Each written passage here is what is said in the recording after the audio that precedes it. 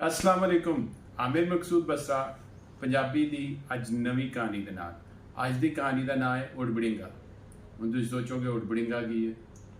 एक दादा ते पोता टीवी ते न्यूज़ का प्रोग्राम वेखण दे हुंदे ने, जिहड़ा अजकल तुसीं वेखिआ एंकर पा लैंदे ने दो तीन बंदे ते रौला रूला रप्पा पाई जांदे ने, और या कोई दो तीन तजिया कर बह के लोगों को मुख्तलिफ चीज़ां दे समझाते हैं।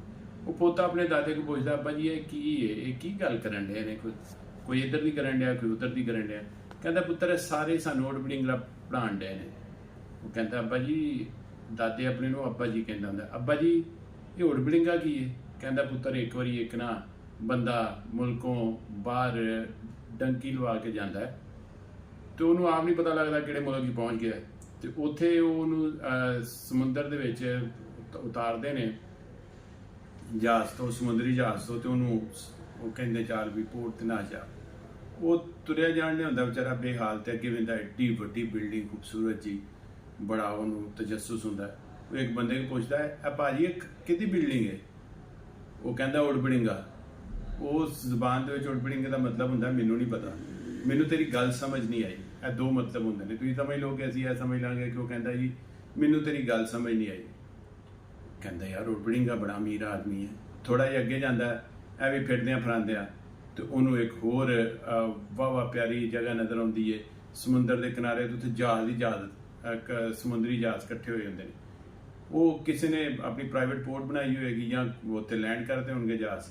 वो पूछता एक बंदे को, यह जहाज किहदे ने सारे? वो कहता उड़बड़िंगा। वो भी उन्होंने कह रहा होंदा मैनू तेरी गल समझ नहीं आई। कहते यार उड़बड़िंगा बड़ा अमीर आदमी है।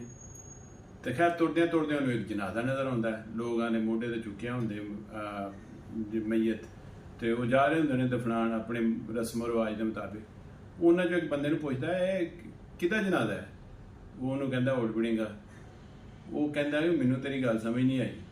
वो कहता लो जी हले वेखो दुनिया फानी है, हुणे उड़बड़िंगे को सारा कुछ सी पर हुणे खाली हाथ तुर गया। खैर वो अपने पोते को यही समझा रहा होंदा है कि सानू उड़बड़िंगे बनाण डे ने। ये वाला कुर्ता आपने देखा, ये वाला कुर्ता पिछले कुर्तों की कंटिन्यूएशन है, जिसमें फरोजी रेड और ये उसका ब्लैक है और ग्रे कलर था। आपको ज़रूर बहुत पसंद आएगा। ये 3000 में हमारी कुर्तों की टैब के अंदर आपको ब्लैक कुर्ता ये मिलेगा, और फ्री होम डिलीवरी के साथ जस्ट 3000 में। और maqsood.pk ज़रूर विजिट करें, MAQSOOD.pk। अब आपसे इजाज़त चाहते हैं। अल्लाह हाफिज़।